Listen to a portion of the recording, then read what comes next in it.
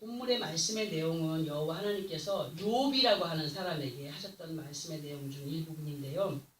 저는 예전에 이 성경을 읽다가 욥기서가 나오면은 얼른 찾아보기도 싫어가지고 얼른 넘겼다 그랬어. 왜 그랬냐?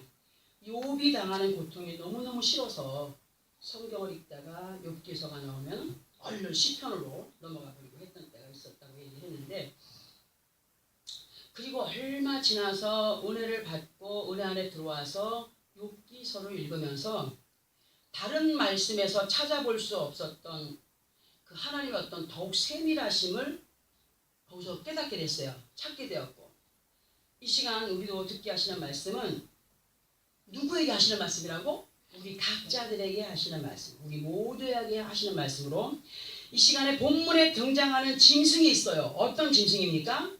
나귀와 들나귀. 나귀와 들나귀. 나귀와 들나귀로, 똑같은 나귀는 나귀인데 왜 이렇게 나귀와 들나귀로 분리해 놨을까? 나귀라고 하는 짐승은 말과에 속하는 짐승으로 말보다 커요, 작아요? 작아요. 말보다 작고 아주 귀여워요. 귀여운 모습을 하고 있는 짐승이에요. 근데 나귀는 나귀인데 들나귀라고 한 것을 보게 되면은, 들나귀라고 하는 것은 야생 그대로죠, 그죠? 사람의 손에 길들여지지 않은 야생의 나귀로, 이런 들나귀는 들이나 광야에서 어떤 이의 간섭도 받기 싫어하면서 나름대로의 자유를 누리면서 제멋대로 살아가는 짐승을 말할 수 있어요. 그런데 아주 무서운 짐승한테 당할 기회를 많이 갖게 되죠. 왜? 주인의 보호가 없기 때문에, 자기를 보호해줄 주인이 없기 때문에. 이사야 32장 14절의 말씀을 보면은 대저 궁전이 폐한바되며 인구 많던 성읍이 적막하며 오벨과 망대가 영원히 굴혈이 되며 들나귀가 즐기는 곳과 양떼의 초장이 되려니와, 이런 말씀으로 기록이 되어 있는 말씀이에요. 이런 걸 제가 왜 읽어드리냐면은, 대저 궁전이 폐한바되니까 인구가 많던 성읍이 적막해졌어. 적막해지면서 오벨과 망대가 영원히 굴혈이 됐다. 오벨과 망대는 뭐냐? 그러니까 망대는 뭐예요? 그 이제 초소잖아요. 초소, 경비 초소. 그런 곳들 곳곳에가 완전히 어떤 굴혈이 됐다. 그러니까 오전에도 뭐야? 강도의 굴혈. 그러니까 구석구석마다 그런 어떤 것들이 다 자리를 차지하고 있다는 얘기죠. 그렇게 되면 들나귀가 즐기는 곳과 양떼의 초장이 되려니와, 이렇게 기록이 되어 있다 했어요. 또 양떼 초장, 들나귀가 들어와가지고 양떼가 노는 초장에 완전히 판을 치고 있다는 거죠. 욥기서 11장 11절에서 12절에서 보면은, 하나님은 허망한 사람을 아시나니 악한 일을 상관하지 않으시는 듯 하나 다 보시느니라. 허망한 사람은 지각이 없나니 그의 출생함이 들나귀 새끼 같으니라. 이런 말씀을 또 기록이 되어 있어요. 허망한 가운데 행하는 아둔한 사람을 들나귀 새끼로 비유하신 것을 볼 수가 있는데요. 또 허망이라고 하는 단어를 보게 되면은 빌허에 허망할 망, 허망할 망,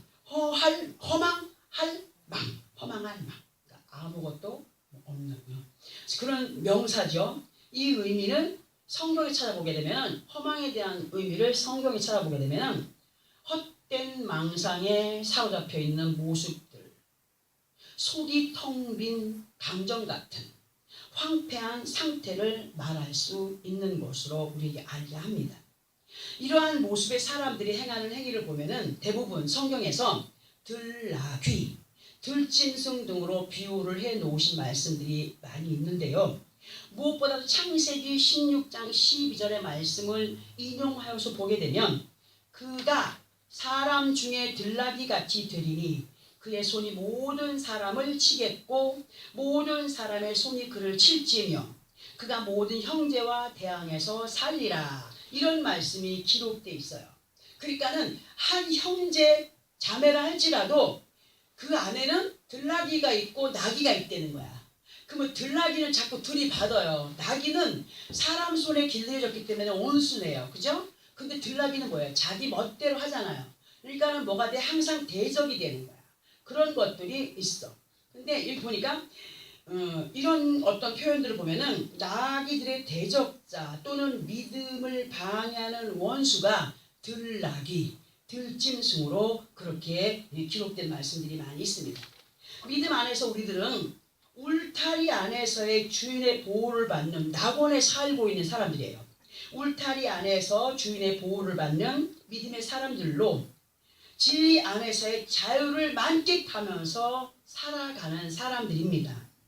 그런데 어쩌다 보면 그렇게 안정된 편안한 아니면 평화를 아니면 정말 주 안에서 기쁨을 누리며 살아갈 때도 있지만 그렇지 못할 때도 있다는 얘기예요. 사람인지라.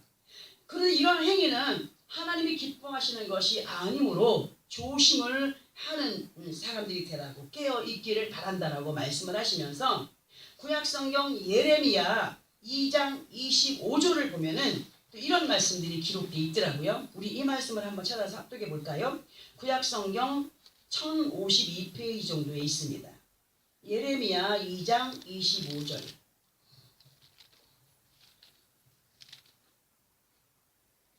헛된 망상에 있는 사람, 속빈 강정 같은 사람, 들나귀 같은 사람, 들짐승 같은 사람, 믿음이 있으나 믿음이 없는 사람, 보기는 보아도 볼 수 없는 사람, 듣기는 들어도 들을 수 없는 사람, 말하기는 해도 말 못하는 봉어리와 같은 사람, 그런 사람들의 비유를 어떻게 말씀으로 비유를 해놨나 봅니다. 구약성경 1052페이지 예레미야 2장 25절 찾았으면 시작. 내가 또 말하기를 네 발을 제어하여 벗은발이 되게 하지 말며 목을 가라게 하지 말라 하였으나 오직 너는 말하기를 아니라 이는 헛된 말이라. 내가 이방신들을 사랑하였은즉 그를 따라가겠노라 하도다. 바로 들짐승과 같은 믿음 안에 있어 믿음이 없는 사람 아니면 이방 그런 사람들 자기 고집대로 살아가는 사람들이 여기서 내가 또 말하기를 내 발을 제어하여 벗은발이 되게 하지 마라. 그러면 구별된 삶을 살아라.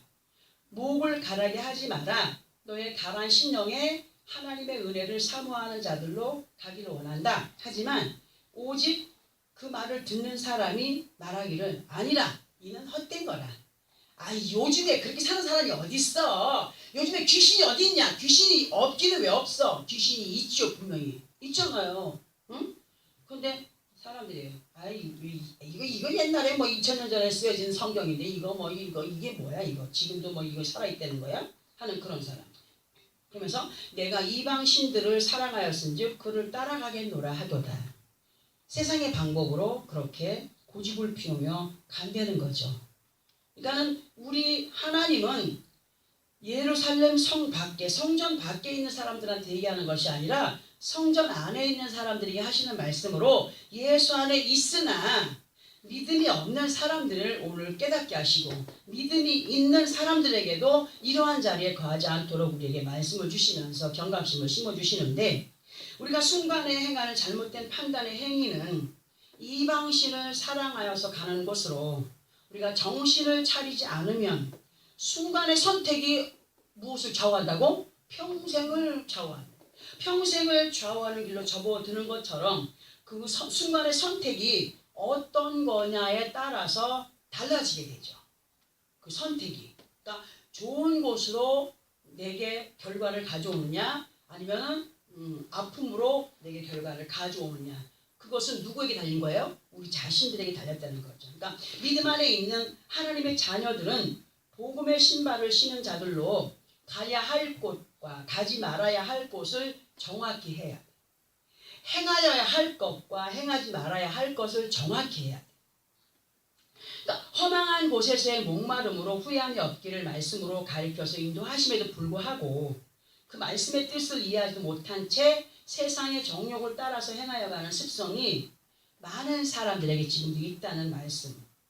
이 말씀을 볼 때 예수 그리스도 안에 믿음으로 행하여 가고 있다는 겁니까? 없다는 겁니까? 없다는 거죠. 그런데도 불구하고 우리가 눈으로 보면서 저 사람이 헛되기를 가고 있네? 느껴져요? 안 느껴져요? 느껴지는데 그때 말을 하면 그 사람들이 알아들어요? 못 알아들어요? 절대로 못 알아들어요. 왜? 쥐가 막혀버렸기 때문에 세상 것에. 하나님께서 우리를 자녀들에게 원하시는 믿음은 자기 잘난 맛으로 나아가는 것.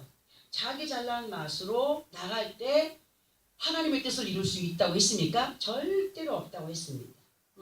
그 때문에 전능하신 아버지 하나님 앞에 우리는 어린아이가 되되 행할 때는 청년이 되라는 말씀을 지난주에도 말씀을 드렸어요. 자, 이 말씀을 보게 이제 우리는 이제 하나님께서 이렇게 오게 하시다가 갑자기 이 말씀을 또 생각나게 하셨어요. 말씀을 준비하는데 우리 이 말씀을 또 한번 찾아서 함께 합독을 해보는데 그 말씀이 어디 있는 말씀이냐면 스가랴 9장 9절에서 10절까지 구약성경 1320페이지 정도 있습니다. 우리가 이렇게 성경을 찾아서 봐야 이 성경에 이런 말씀이 있구나 하는 걸 알 수 있거든요. 스가랴 9장 9절에서 10절 구약성경 1320페이지 정도에 있습니다. 찾았으면 함께 합독을 해봅니다. 시작. 시온에 따라 크게 기뻐할지어다. 예루살렘에 따라 즐거이 부를지어다. 보라, 네 왕이 네게 임하시나니 그는 공의로우시며 구원을 베푸시며 겸손하여서 나귀를 타시나니 나귀의 작은 것 곧 나귀 새끼니라. 내가 에브라임의 병거와 예루살렘의 말을 끊겠고 전쟁한 활도 끊으리니 그가 이방 사람에게 화평을 전할 것이요 그의 통치는 바다에서 바다까지 이르고 유브라데 강에서 땅끝까지 이르리라. 아멘. 자, 우리 이 말씀 다시 보면 설명을 들어봅니다. 이 말씀에서 예루살렘의 딸을 누구를 말씀하시는 건가요? 우리들을 얘기하는 겁니다. 믿음 안에 있는 우리들을 얘기합니다. 예수 그리스도 안에 있는 우리 모두를 지칭하는 말이 되죠.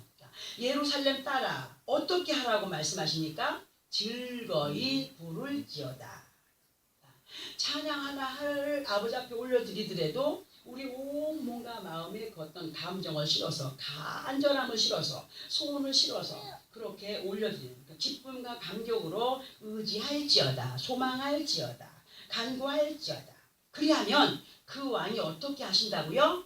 내게 임한다고 했어요.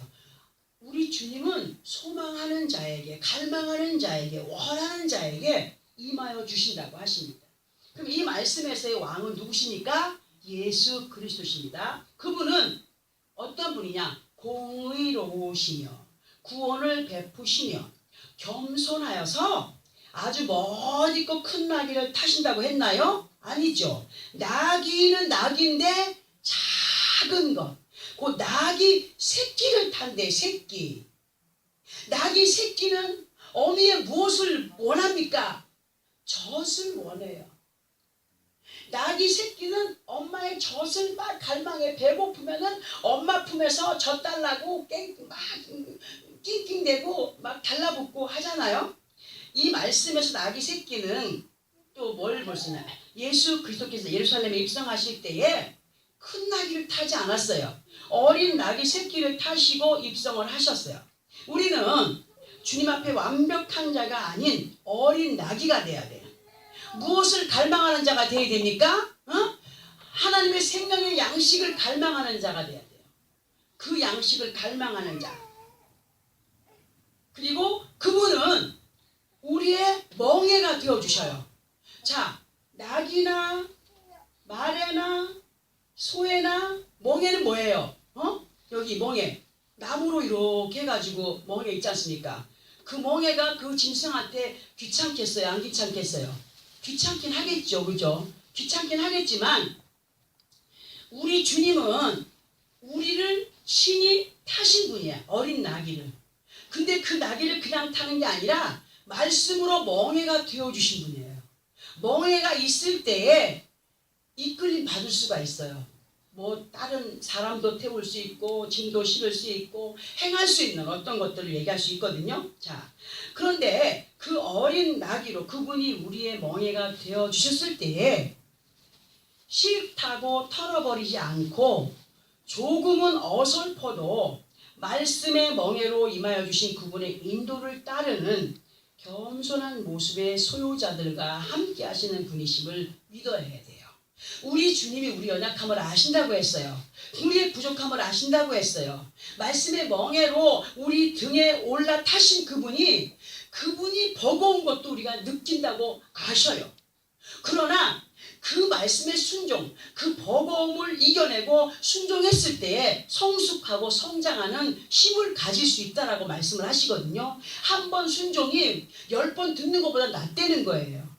10번, 100번 들어서 아는 것보다 한 번 순종하는 것이 10번, 100번 들어서 아는 것보다 낫다라고 말씀하시는 주님이에요. 그러니까 우리는 말씀의 멍에를 맨 자들로 한 번의 순종이 하나님의 그 10가지, 100가지를 이루어가는 지름길로 가는 사람인 것을 오늘 우리에게 알려주시면서 그리할 때 주님과 함께 일심동체가 되었을 때 나는 어린 나귀 새끼고 멍에가 되신 예수님과 함께 할 때 일심동체가 되는 거예요. 예수가 내 안에 오셨고 내가 예수 안에 거한 사람으로, 그러니까 네가 내 안에 내가 너 안에 말씀하시잖아요. 그러니까 우리 주님이 내 안에, 그 주님 안에 내가 들어가서 함께 일심동체가 되었을 때 그것이 말씀과 함께 동행하는 믿음의 삶이다.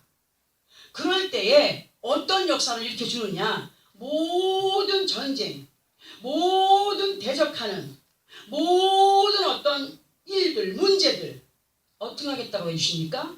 끊어주겠다, 해결해주겠다. 응? 많은 이방 사람들 앞에 빛과 소금의 모습을 보여가는 삶을 살게 하겠다, 이렇게 약속해 주시는 분이에요. 그분의 역사는요, 우리가 하나님을 안다? 우리가 뭐 은혜를 많이 받아갖고 하나님을 안다? 우리가 하나님을 다 압니까? 아니에요. 우리는 하나님의 요만큼의 일부분만 아는 것 뿐이에요. 우리 하나님의 그 능력은 무궁무진해요. 캐내도 아직도 여전히 무궁무진하신 하나님, 사람이 헤아릴 수 없는, 계산할 수 없는 것들로 다만 그분의 그 무궁무진한 은혜와 사랑 안에 거한 자로 살아가기 원하여 노력하는 사람에게 그 무궁무진한 하나님의 역사를 베풀어 주겠다라고 말씀을 하고 계십니다. 그러면서 우리에게 무엇을 이루어 갈 때 그런 역사를 나타내 주느냐, 유브라데를 이룰 때 그 역사는 끊임없이 나타나게 된다라고 하시는데, 유브라데라는 것은 계시록 16장 12절의 말씀처럼 유브라데 강이 마르니까 뭐가 들어오는 길이 열리더라고? 동방에서 오는 왕들의 길이 열렸다. 이건 뭐야? 내가 버렸던 옛 구습이 다시 들어오는 거. 내가 버렸던, 은혜 받기 전에 내가 행했던 것들이 그대로 다시 들어와서 나를 지배하게 되는 역사가 나타나니까 우리는 유브라데 강이 마르지 않도록 항상 은혜 안에 살기를 원하여서 그렇게 노력을 하는 사람들이 되기를 바라죠. 그래서 그리할 때에 아버지 하나님의 언약의 약속을 이루어 가게 된다 하시는 말씀으로 확신 가운데 거한 믿음의 소유자들이 되어지기를 우리 주님이 오늘도 말씀으로 부탁을 하고 계셔요. 이 시간 본문의 말씀 5절 6절을 보니까 누가 들나귀를 놓아서 자유롭게 했느냐, 누가 빠른 나귀에 매인 것을 풀었느냐 하시는 말씀을 볼 때에 우리에게 진리 안에서 자유를 누리게 하신 분이 누구십니까? 아버지 하나님이시죠. 예수 그리스도 안에 있는 우리는 사람이 도무지 사랑할 기미가 보이지 않는 율법 앞에 진리로 오신, 영원한 생명을 보장해 주러 오신 예수 그리스도를 내 구주로 영접했기 때문에 우리는 복받은 사람인 것을 믿어야 됩니다. 아멘. 그 6절의 말씀처럼 진리 안에서 자유함을 얻은 우리들에게 하나님께서는 소금의 땅을 처소로 삼아 주셨다라고 말씀을 하시거든요. 우리는 이 말씀에서 또 한 비밀을 알아야 됩니다.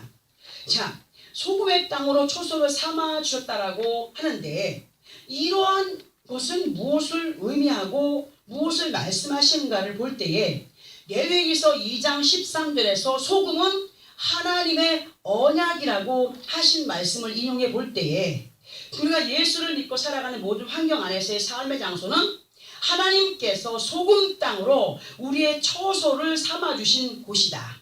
곧 생명의 말씀 안에 살아가는 것이 얼마나 중요한 것인가를 알게 하시는 말씀으로 예수 그리스도를 믿고 그 믿음 안에 살아가는 사람들은 하나님의 언약의 소금 땅에서 자라가는 생명이 되어야 된다.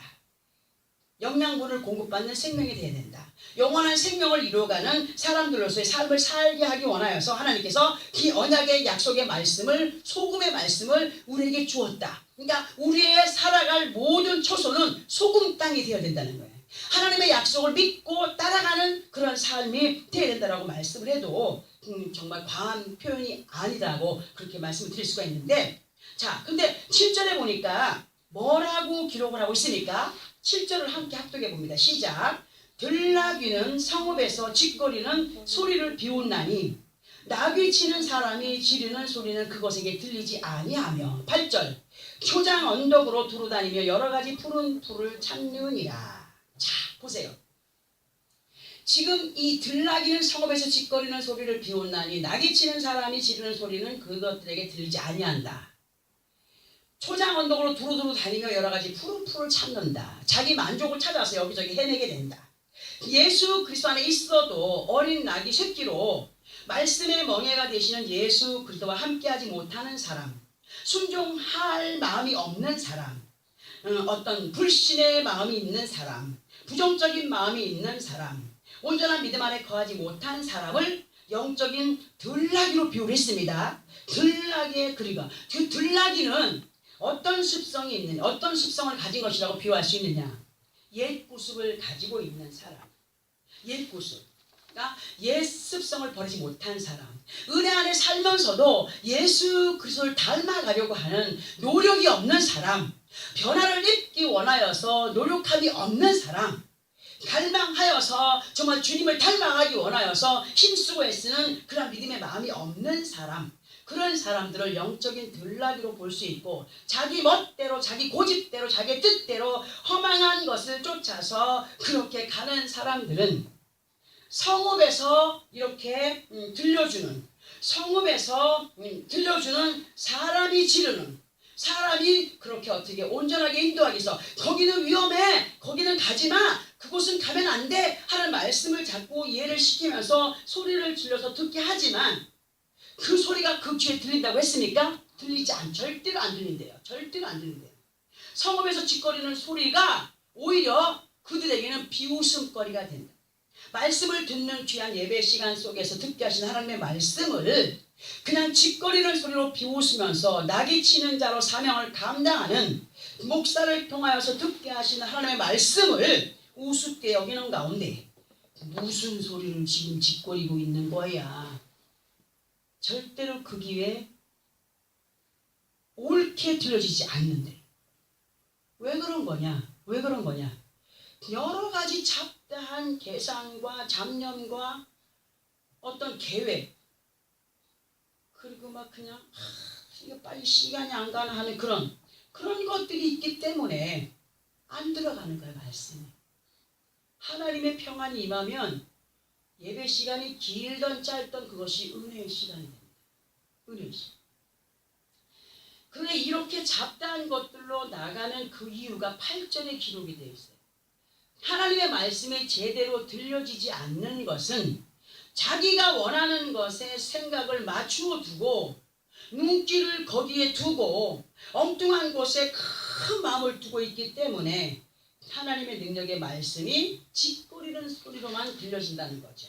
속된 말로 고삐 풀린 망아지와 같이 방자한 사람은 하나님의 언약의 소금이 되는 말씀에 확신의 믿음을 가지고 행하게 되지 못해요. 행하지 못해요. 이것을 믿고 행하게 되면 큰 기쁨이 되고 만족이 된다는 것을 믿지 못하기 때문에 빨리 뭐 우리 한국 사람들은 식당에 들어가면 제일 늦게 가서 앉아가지고 빨리 주세요. 급해. 은혜도 마찬가지예요. 우리가 행해놓고 이루어질 때까지 어떤 기적들을 기다리는 시간이 있어야 되는데 사람들은 자기 생각대로 빨리 해주지 않으면 그냥 돌아서 버리는 습성들이 있더라고요. 이렇게 엉뚱한 짓을 행하다가 예수를 믿어도 별 수 없네 하는 불평을 하게 되는 거예요. 오전의 말씀에 행악자 중에 예수 그리스도의 좌편에 십자가에 매달렸던 그 강도가 한 말, 네가 구원자냐? 그 구원자가 우리를 한번 자유케 해봐, 막 하지 않습니까? 믿음 없는 사람. 그렇게 되는 이유가 다른 사람이 아닌 자기 자신이 그런 것들을 만들어가고 있음에도 모르고 살아가는 사람이 너무 많다는 거예요. 이런 사람은 이미 하나님의 뜻을 이루지 못하게 하는 악한 영들에게 지배를 받고 있는 거예요. 사악한 영들에게 지배를 받고 있는 거예요. 지배를 받고 있기 때문에 그렇게 다른 길로, 곁길로 가게 되는 거죠. 우리는 반드시 알아야 돼요. 하나님의 말씀이 내 안에 은혜로 다가오는 것은 이미 성령이 내 안에 오신 것이다. 우리는 반드시 소금의 땅으로 처소를 삼아 살아가게 하신 하나님의 뜻을 저버리는 허망한 삶이 되지 않기를 원하여서 더욱더 열심을 내어 믿음 안에 거하기를 노력하는 우리가 되어야 됩니다. 하나님께서 역대상 13장 5절에서 이스라엘 하나님 여호와께서 소금 언약으로 이스라엘 나라를 영원히 다윗과 그의 자손에게 주신 것을 너희가 알 것이 아니냐 하시는 말씀이 있는데, 이 말씀을 볼 때 다윗은요 하나님의 약속을 믿었던 사람이에요. 어린 나이에 하나님 그 사무엘 선지자를 통해서 기름 부음 받습니다. 근데 기름 부음 받은 그날부터 고난이 오기 시작했어요. 어린 다윗이 형제가 그렇게 많음에도 불구하고 하나님이 사울 왕을 보니까 교만해, 말도 안 들어. 내가 저를 왕으로 세운 것을 후회한다. 그래서 미리 하나님이 그 사무엘 선지자를 보내갖고 다윗의 이세의 집으로 보내가지고 거기에 기름 부을 자가 있다 보내지 않습니까? 그래갖고 이 아들들이 많이 있는데 다 준수하고 잘났는데 이 사람 쓰면은 아니라고 그러면 또 누군가 싶어서 이세 아버지한테 물어보니까 우리 막내 아들이 지금 양치로 갔다고. 그 빨리 데리고 오라고. 응? 그래가지고 그 어린 아들이 기름 부음 받아요. 하나님께서 왕으로 세우실 것을 계획하시는 거예요. 하셨는데 그때부터 다윗이 그 사울을 통하여서 생사를 넘나들어요. 얼마나 죽음의 위협을 받는지 몰라요. 너무너무 힘든 고난의 길을 걸어요. 근데 그것을 다 아버지 앞에 의지하면서 사울을 죽일 수 있는 기회가 있었지만은 하나님께 맡기고 떠나가고 하나님께 모든 걸 맡기고. 왜? 하나님이 그 사람을 계획 안에 두셨던 사람이기 때문에 다윗은 함부로 그 사람에게 하지 않습니다. 그야말로 그렇게 모든 것을 아버지 말씀을 믿고 따르면서 나갔을 때에 다윗은 어떤 복을 받습니까? 전무후무한 복을 받습니다. 하나님의 약속을 그 사람은 믿었던 거예요. 다윗은 그걸 믿었기 때문에 이루었던 것을 우리는 성경을 통해서 알아야 된다는 거죠. 응? 그리고 마태복음 5장 13절의 말씀을 마음에 새기기 위해서 우리 함께 합독을 해봅니다. 5장 13절, 마태복음 5장 13절. 시작. 찾았습니까? 마태복음 5장 13절. 시작. 너희는 세상의 소금이니 소금이 만일 그 맛을 잃으면 무엇으로 짜게 하리요? 후에는 아무 쓸데없어 다만 밖에 버려져 사람에게 밟힐 뿐이니라. 자, 소금이 있잖아요. 맛을 잃어버리면 그거는 어떤 비료로도 못 써요. 그냥 버려요. 버려서 그냥 사람들이 밟고 다녀요. 마찬가지로 우리는 너희는 세상의 소금이라고 말씀하시거든요. 왜냐하면 하나님의 언약의 소금을 가지고 있는 사람이기 때문에 우리는 소금이에요. 너희는 세상의 소금이 되어야 된다. 어느 곳에 가든지 간을 맞추는, 맛을 맞추는, 어느 곳에 가든지 화평을 전하는, 어느 곳에 가든지 그리스도의 빛과 소금의 역할을 감당하는, 그리스도의 향기를 풍겨가는, 너희는 세상의 소금이니. 근데 만약에 그 소금인 사람이 그 맛을 잃어버렸다? 뭘 잃어버린 거야? 하나님의 은혜를 잃어버렸다. 하나님의 은혜를 잃어버렸다? 육신의 생각으로 나간다? 그럼 뭘로 그리스도의 빛을 발할 수 있습니까? 발할 수가 없어요. 한번 은혜가 식어진 사람은요, 은혜 받기 전에 그 사람보다 더 강팍해져요. 왜 그런 줄 아세요? 귀신이 나갔다가 무덤으로 다니다가 갈 데가 없어. 그래가지고 내가 옛날에 있던 집이 그리워. 그게 그리워해서 가보니까 유브라데가 말라있는 거야. 은혜가 식어있는 거야. 그냥 동방에서 오는 왕들의 길이 예비되었으니까 얼씨 그냥 들어가자 하고서 귀신이 들어갈 때 자기보다 악한 7 귀신을 데리고 들어간다 그랬어요. 그러니까 귀신이 하나 있던 집에 7 귀신이 합해지니까 강팍해져요, 안 강팍해져요? 더 심해지는 거예요. 그러니까 예수 믿던 사람이 은혜가 식어버리면은 차라리 예수 모르는 사람보다 그 사람이 더 강팍해요. 왜? 아는 건 있고 얼마나 우스운지 몰라요. 이 원리를 알아야 됩니다. 만일 그 맛을 잃으면 무엇으로 짜게 하리요. 후에는 아무 쓸데없어 사망밖에 벌을 사람에게 밟힐 뿐이다. 이게 뭐냐? 예수 안에 있는 사람들은 하나님의 메신저예요. 메신저. 예수 안에 있는 사람들은 하나님의 메신저로 우리에게 임하신 예수 그리스도와 함께 아버지의 언약의 소금을 이루어 갈 자들이기 때문에 우리 개개인은 예수와 함께 세상의 빛과 소금을 전하여 주고 보여주는 메신저로서의 삶을 살아가야 된다는 거예요. 그런데 어떤 사람들은 그렇지 못해. 안 믿는 사람보다 더 이상한 삶을 살아가요. 그 사람들 덕이 안 되는 삶을 살아가요. 그런 의미를 볼 때 지금 합독한 마태복음 5장 13절에서의 말씀을 보면 우리 자신들은 소금이세요. 소금의 맛을 본 사람들이. 소금이 뭡니까? 하나님의 언약이죠. 언약을 체험한 사람들이 되는 거예요. 아, 성령 받고 나니까 달라졌어. 은혜 받고 나니까 달라졌어. 어머, 내 마음이 왜 이렇지? 어머, 이상하네. 옛날에 있던 그런 마음이 아니야. 나도 모르게 찬양이 나와, 감사가 나와, 기쁨이 나와. 무슨 맛을 본 거예요? 하나님의 언약의 소금의 맛을 본 사람이에요. 응? 응? 만약에 그런데 그 사람이 그 소금의 맛을 잃은 사람이 되면 예수 그리스도 안에 있어도 참 기쁨과 평안과 감격이 없는 사람이 되고 믿지 않는 사람들에게 덕이 되는 삶을 살아갈 수가 없다는 거죠.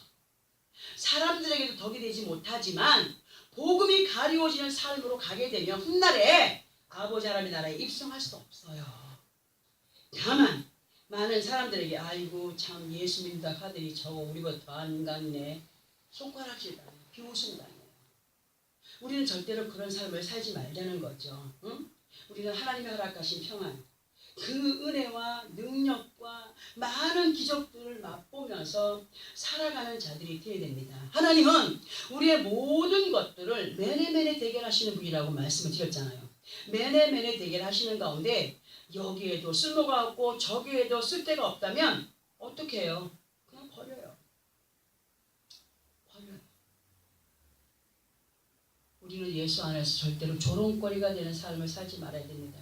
우리는 반드시 하나님이 허락하신 소금의 땅을 처소로 삼아서 승리의 삶을 누려가는, 그렇게 하기 원하여서, 그렇게 살게 하기 원하여서 우리의 처소를 소금 땅으로 삼아주신 그 하나님의 그 뜻을 절대로 접어지는 사람이 되지 말아야 됩니다. 응? 하나님의 세계는요, 진리의 세계며 우리가 형용할 수 없는, 말로 형용할 수 없는 것들로 많은 것들이 감추어진 세계예요. 진리의 말씀 안에서 우리는 신기루와 오아시스를 분별하는 사람이 되어야 됩니다. 응? 자, 신기루가 뭡니까? 응? 목마른 사람이 있어. 그냥 완전히 찾아갔어. 보니까 그게 뭐예요?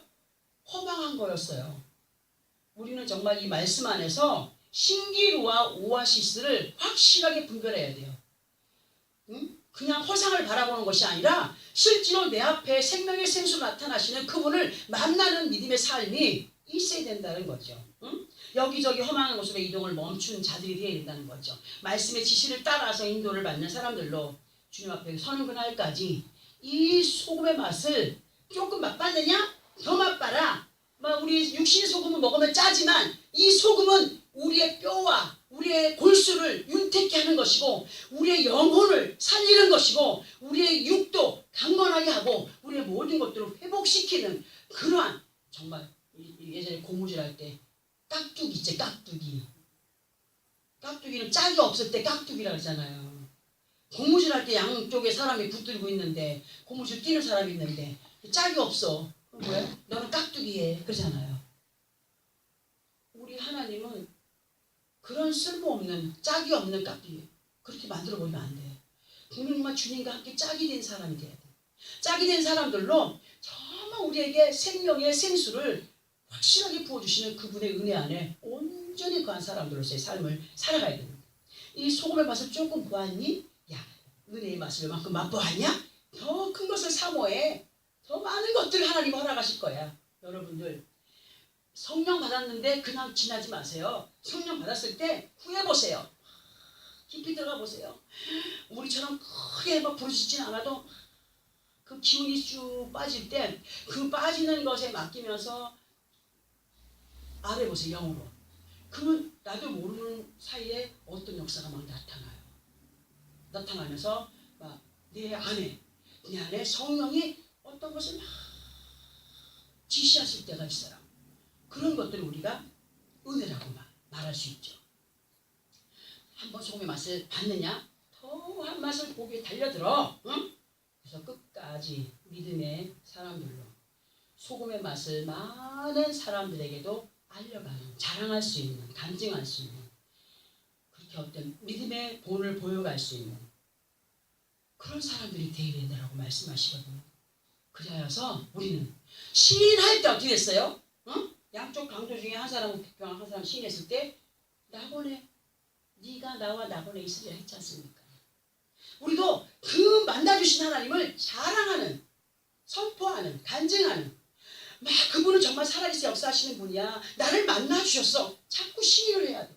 시인하면서 어떻게 해야 돼요? 행하여 갈 때 그거야말로 하나님을 영화롭게 하는 모습이고 행위고 하나님께서 영광받기에 합당한 사람들로서의 삶을 살아가는 거라고 말씀하시거든요.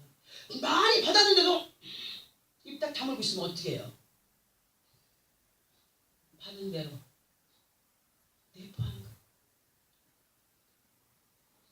소금의 맛이 이래. 하나님의 은혜가 바로 이렇더라. 하나님은 이렇게 할 때 역사를 해주시던데? 라고 선포할 수 있는 어느 곳에 가든지 그리스도의 향기를 발하여 가며 하나님 앞에 영광을 올려드릴 수 있는 정말 다윗만 전무후무한 복을 받겠습니까? 저는 육신의 복에는 많은 것을 누리지 못해도 하나님의 은혜로는 정말 하나님의 은혜로는 말할 게 너무 많습니다. 너무 많아요. 여러분들도 그 은혜 속에 살아가길 바랍니다. 응? 육신의 선물도 많이 받아서 부유함을 누리기 원하지만 먼저 그 나라와 의를 구하고 내 영이 살아서 그 영이 살아있을 때 육도 살고 육도 살아있을 때 행하게 되고 행함 속에서 하나님의 언약들을 이루어가는 자랑거리를 많이 삼아가는 간직거리들을 많이 삼아가는 많은 사람이 자랑할 수 있는 그리고 내 모습에서는 빛이 나는 하나님의 영광을 나타낼 수 있는 그러한 아주 윤기 있는 그런 믿음의 승리자들로서의 삶이 되어지기를 예수 그리스도의 이름으로 부탁을 드리면서 절대로 우리는 들나귀가 아니라 나귀로서 울 안에 말씀 안에 항상 인도를 받는 믿음의 사람들로 다른 것에 눈을 돌리게 하는 것이 들어올 때마다 예수 이름으로 잘라내고 끊어내서 하나님 앞에 큰 영광 올려드리며 승리의 주인공들로 우뚝 설 수 있는 그런 믿음의 승리자들이 되어지기를 예수 그리스도의 이름으로 축원합니다. 기도하겠습니다.